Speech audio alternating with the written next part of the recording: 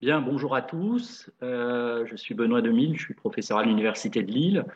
Je vais aborder avec vous un thème qui est relativement important pour de nombreuses parties prenantes à la vie académique, que ce soit les revues, les auteurs, les institutions, à savoir la question de la révision des articles et la façon de répondre à ces demandes de révision. Ces quelques conseils que je me permets de délivrer sont issus de l'expérience d'abord, et puis en partie également des réguliers éditoriaux qui parsèment les revues, notamment anglo-saxonnes, sur la façon de répondre aux révisions. Alors, je ne ferai pas une révision exhaustive, mais je passerai sur quelques conseils qui me semblent cruciaux, notamment lorsqu'on n'a pas encore beaucoup d'expérience en la matière.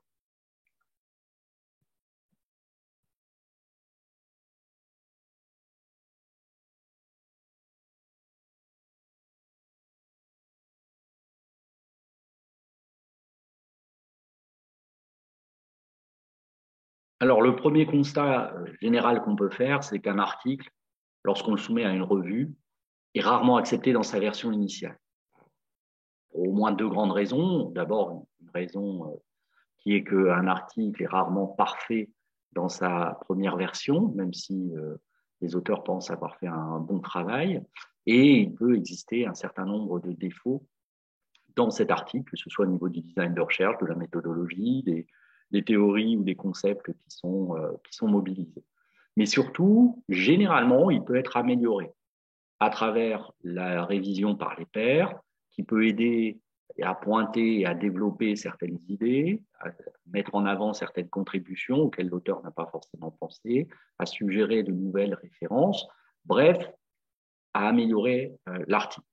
Évidemment, lorsqu'on reçoit, notamment au départ, au début de carrière, ce type de révision, on peut être déçu, mais il faut d'abord se mettre dans une position psychologique positive, à savoir que l'évaluation, c'est une façon possible de faire progresser une réflexion ou un travail de recherche.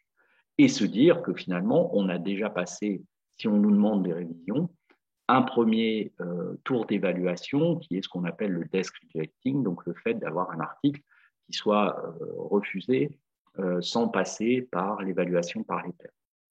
Alors évidemment, si au bout de quelques tours d'évaluation, comme il peut arriver, le processus doit s'arrêter et qu'on nous dit que l'article est refusé, c'est évidemment frustrant, mais là encore, je pense, sans vouloir faire absolument du wishful thinking, que on peut se dire qu'on visera une autre revue avec un article qui sera normalement amélioré. Alors, quelques conseils issus, donc, comme je l'ai dit, de l'expérience et puis des différentes lectures qu'on peut faire sur la question de l'évaluation. D'abord, le premier point qui me semble important, c'est d'éviter le syndrome du génie incompris, à savoir les évaluateurs sont nuls, ils n'ont rien compris à mon travail et à mes idées, et il faut absolument que je me défende et se mettre dans une position défensive. Je pense que la meilleure façon d'aborder la question de l'évaluation, c'est d'abord de rester ouvert aux critiques et aux remarques qu'on peut nous adresser. Le deuxième conseil que je donnerais, c'est de prendre son temps. Alors, je sais que les délais sont parfois courts pour répondre à une révision d'article, mais il ne faut pas hésiter à lire et relire plusieurs fois les avis des évaluateurs, de bien être sûr d'avoir compris leurs remarques, à la fois majeures, à la fois mineures, de quoi qu'est-ce qu'on nous demande de modifier. Est-ce que c'est des questions de structure, de recherche, de design de recherche? Est-ce que c'est des critiques qui portent sur la théorie qu'on mobilise ou qu'on utilise, ou des concepts qui sont mal opérationnalisés, etc., etc. Donc, prendre son temps, ça veut dire lire plusieurs fois la revue ou les évaluations, et ensuite se donner quelques jours, laisser reposer si vous voulez, et puis reprendre ça à tête reposée quelques jours, mais ne pas vouloir répondre immédiatement à chaud. Troisième conseil, évidemment, va falloir répondre à toutes les remarques qui sont adressées, qu'elles soient mineures ou majeures. Il faut éviter de mettre des choses sous le tapis, quelque part, en se disant que les évaluateurs ne verront pas qu'on n'y a pas répondu. Certes, des fois, on est embêté, on ne voit pas exactement comment répondre, mais je pense que la meilleure façon d'aborder cette évaluation, ce sera de mettre par écrit les points qui restent obscurs pour vous, le cas échéant. Éventuellement, les remarques peuvent être majeures.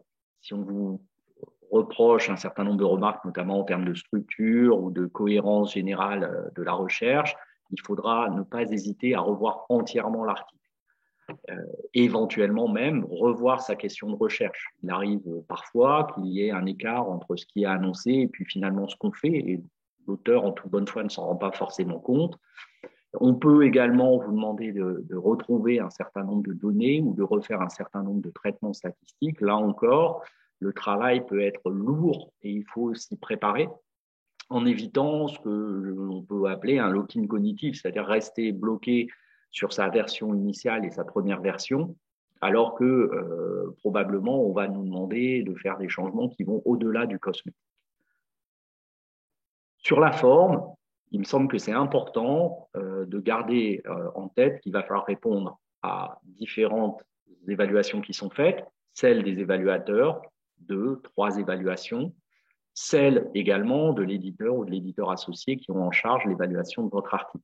Donc, celui-ci, ce dernier, peut amener de nouveaux éléments auxquels il faut répondre. En général, ce dernier synthétise ce que disent les évaluateurs, donne des orientations générales sur la façon d'y répondre, s'il prend à cœur son travail d'éditeur, et lui-même peut donc faire de nouvelles remarques en expliquant, donc, du point de vue de l'auteur, ce qui a été fait, ce qui a été modifié par rapport à la version précédente, et ce de façon précise. Éventuellement, une révision peut prendre de nombreuses pages, donc ne pas hésiter à renvoyer 5 pages, éventuellement 10 pages de réponse en reprenant point par point les éléments, peut-être en structurant autour d'éléments d'abord fondamentaux, puis plus mineurs de ce que vous avez changé dans la version initiale. Ne pas oublier que le travail d'évaluation a été long pour les évaluateurs, mais qu'il va l'être aussi pour l'auteur. Donc ce travail, il peut évidemment prendre plusieurs semaines, voire plusieurs mois, pour apporter des éléments concrets et répondre à toutes les questions qui vous sont faites. Donc il faut généralement prendre son temps et s'y mettre néanmoins rapidement. Quelques conseils finaux que je me permets de donner. Encore une fois, je pense que le plus important, c'est d'abord de se mettre dans une position psychologique positive, sans être complètement orienté vers le positif, mais de considérer que c'est une opportunité d'amélioration de votre article. Je pense que c'est en prenant l'évaluation, le processus d'évaluation comme une véritable conversation scientifique avec des évaluateurs a priori qui sont bienveillants, donc évidemment, il peut toujours arriver qu'on tombe sur un mauvais coucheur et que les évaluations soient un peu sèches, un peu dures, etc., dans un ton pas toujours avenant. Néanmoins, le postulat de départ qu'il faut probablement adopter, c'est que les évaluateurs sont bienveillants à votre égard et vont chercher à vous aider à travers leurs évaluations.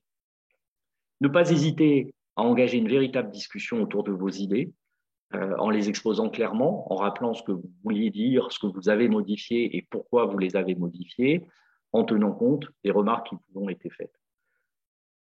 Ne pas hésiter également à faciliter le travail des évaluateurs. Donc, ça signifie notamment que lorsque l'évaluateur reprend l'article qui arrive quelques mois après sa première évaluation, quand il revient modifier, il faut se dire que l'évaluateur n'a pas forcément tous les éléments en tête au moment où il reprend cette nouvelle version. Donc, n'hésitez pas à faire des copier-coller, à reprendre les remarques qui vous ont été faites et les réponses que vous y avez apportées, évaluateur par évaluateur.